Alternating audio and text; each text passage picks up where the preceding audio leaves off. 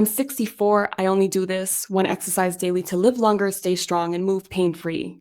Senior Health Tips. My name is Dr. Narjas Duma from the USA. Please support our channel by liking, commenting, and subscribing.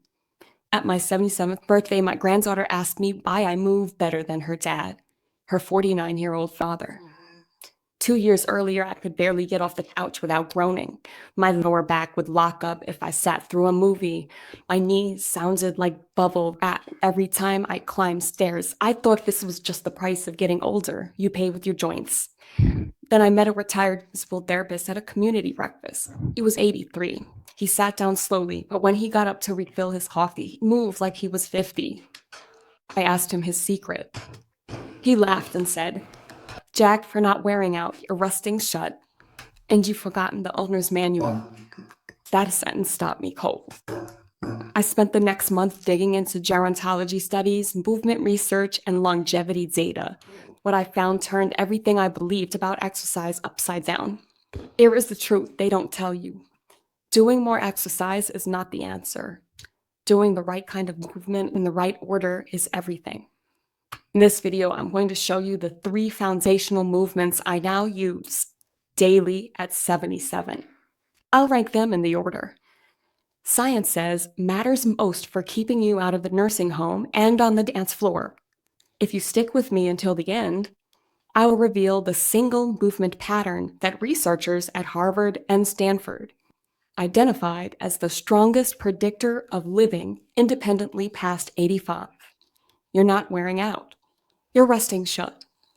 Before we begin, let me ask you, what's the one daily task that's gotten harder in the last year? Standing up from the toilet, opening a jar, or just walking to the mailbox? Drop it in the comments. Let's start with the exercise ranked third. It's the one almost everyone dismisses until their knees force them to pay attention. Exercise 3, purposeful stepping. I know what you're thinking.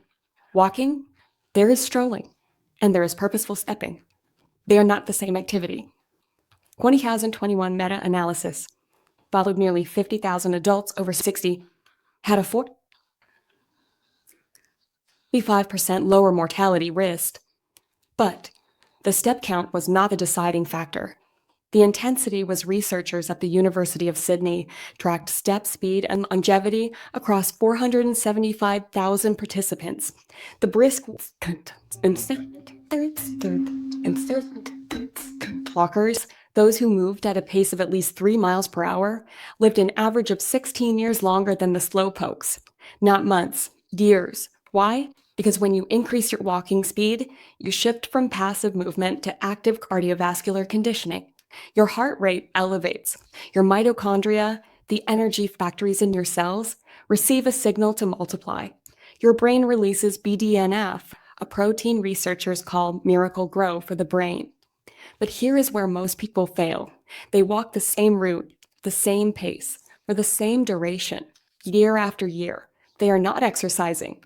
They are commuting on foot, and their bodies have completely adapted, which means they've stopped improving. To turn walking into a longevity tool, you need 3 adjustments. First, the gear shift method. Start at a comfortable pace for 3 minutes.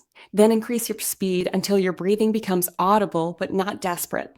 What exercise physiologists call zone 2. Maintain this for 20 minutes, then cool down. This is not complicated, but it requires you to stop treating your walk as background activity and start treating it as intentional training. Second, progressive load. If you walk the same 2 miles every day, your body eventually becomes so efficient that it burns fewer calories and demands less adaptation. You must add increments. Add 2 minutes to your walk every 10 days. Add a slight hill. Carry light hand weights. Third, footwear discipline. I used to buy whatever sneakers were on clearance at the pharmacy. Then I spent a Saturday afternoon at a running store, had my gait analyzed, and bought proper walking shoes.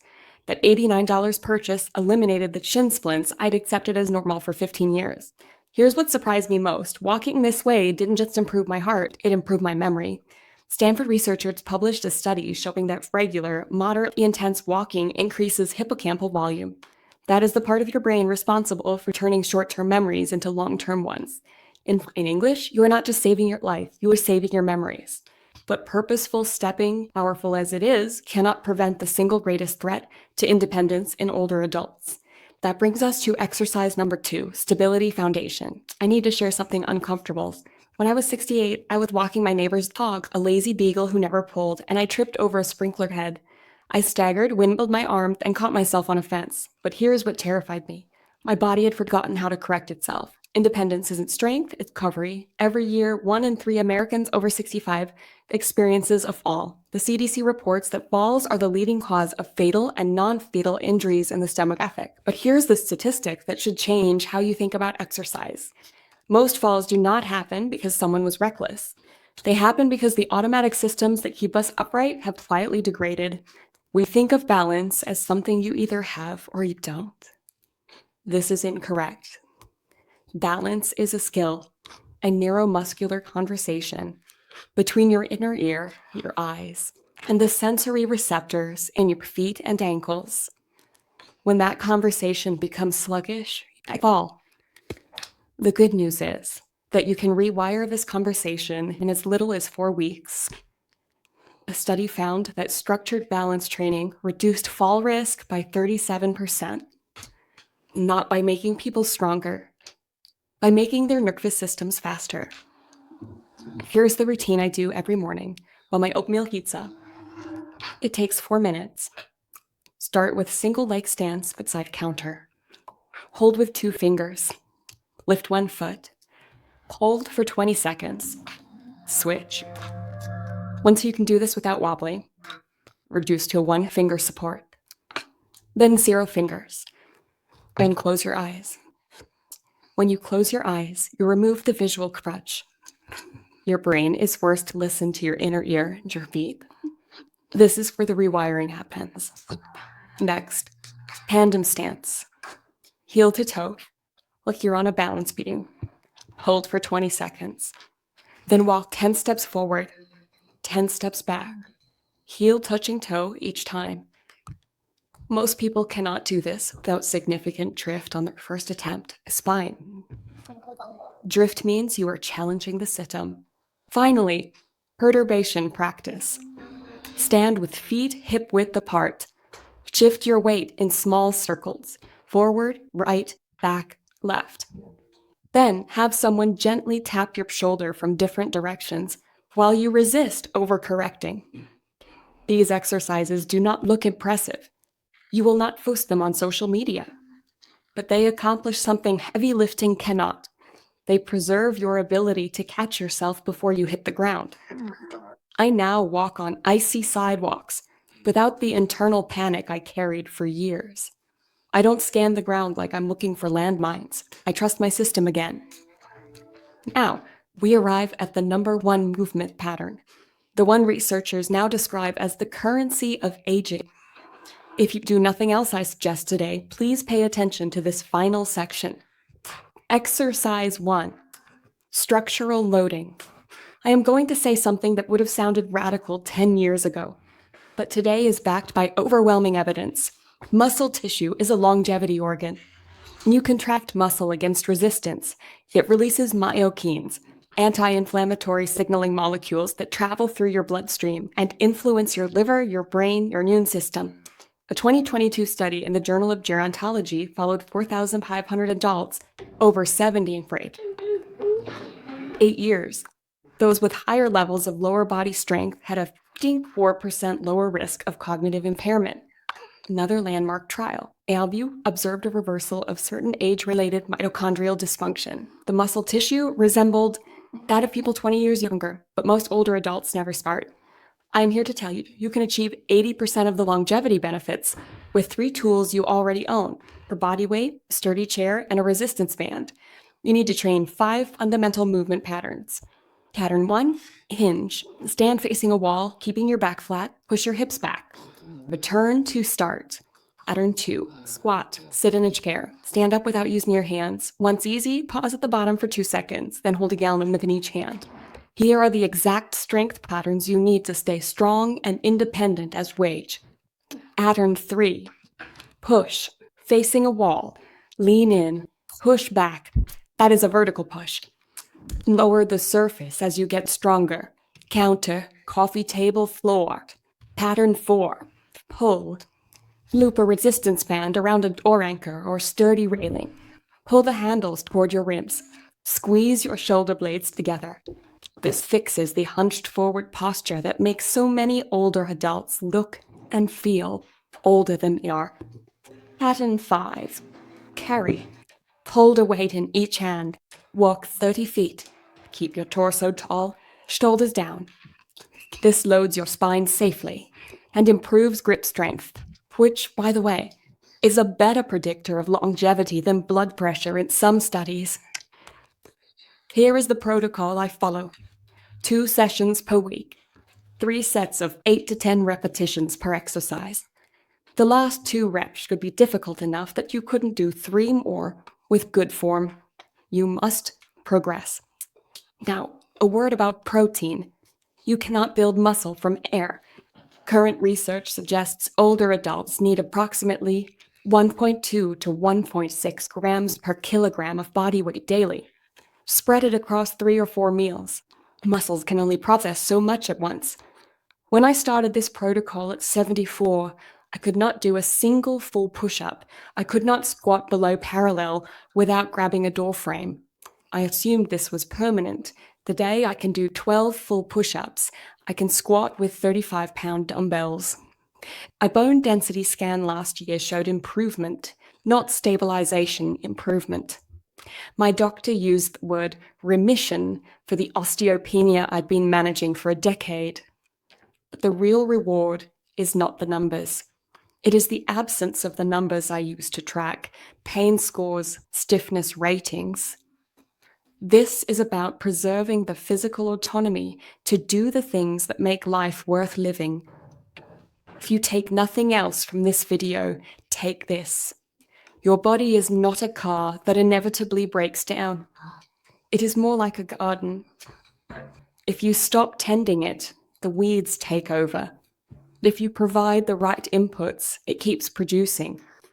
You need consistency, honest progression, and the willingness to start where you are, not where you wish you were. Start today. 5 minutes of balance work while your coffee brews. A 10-minute walk where you actually breathe a little harder. 2 sets of chair stands before your evening news. A garden that is tended never stops growing. Before I wrap this up completely, I need to address something I haven't mentioned yet. Something that tripped me up for years, and probably trips you up too. Knowledge is not the problem. You now know what to do. The research is clear. The exercises are simple. The time commitment is minimal. So why do most people still fail? Because they are waiting for motivation. Motivation is a liar. It promises that someday you will wake up feeling energetic, pain-free, and eager to exercise. That day never comes. I waited for it for 6 years.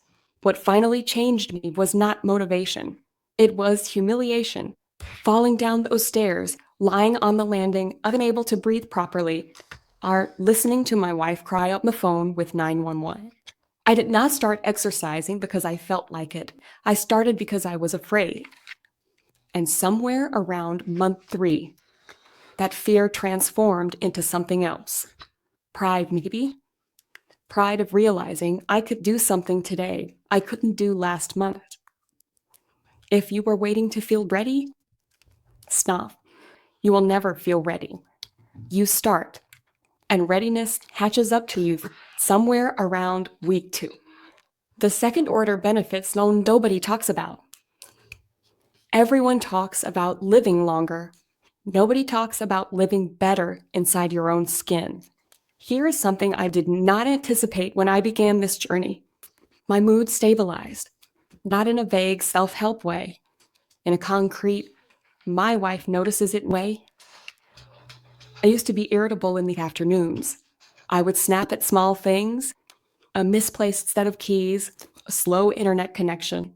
That edge has softened. The research backs this up.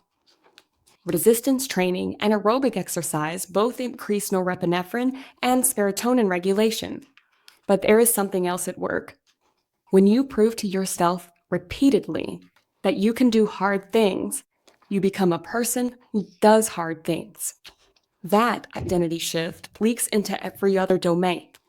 I am more patient with my grandchildren because I am more patient with myself. I am less afraid of bad news from the doctor because I know I will respond to it rather than crumble. This is what the studies cannot capture. The quiet confidence of knowing your body will not betray you when you ask it to stand, to walk, to lift, to carry. The cost of delay. Let me speak to the person watching this who is 55, 60, 65. You think you have time? You think the aches are temporary? You think next year you will get serious. I thought that too. And then I woke up at 74. And my body was no longer something I inhabited. It was something I was trapped inside. The cost of waiting is not linear, it is exponential. Muscle loss accelerates after 60. Balance declines faster than you notice because your brain compensates until it cannot. Bone density leaks away silently. You do not feel yourself becoming fragile. You only discover it the moment something breaks. You can rebuild. I am proof. But it is harder than maintaining. Do not wait for a fall. Do not wait for a diagnosis. There is one more lie I need to dismantle. We are conditioned to believe there is a secret. One weird trick that will fix everything. The secret is that boring works. Consistent, unglamorous, repetitive movement. There is no shortcut. What actually worked cost almost nothing. A pair of shoes, a resistance band, a chair, and the willingness to start. So here is where I leave you. You have the information. You know the 3 movements that predict independence, the 4-minute routine that rewires your balance, the 5 patterns that rebuild muscle at any age. You know that walking fast saves memories, that falling is not inevitable, that muscle is medicine. The question is not whether this works. The science is settled. The question is whether you will start, not tomorrow, not when the holidays are over, not when your back stops hurting. Today, this afternoon. While this video is still playing, stand up from your chair without using your hands. That is a squat. You just started.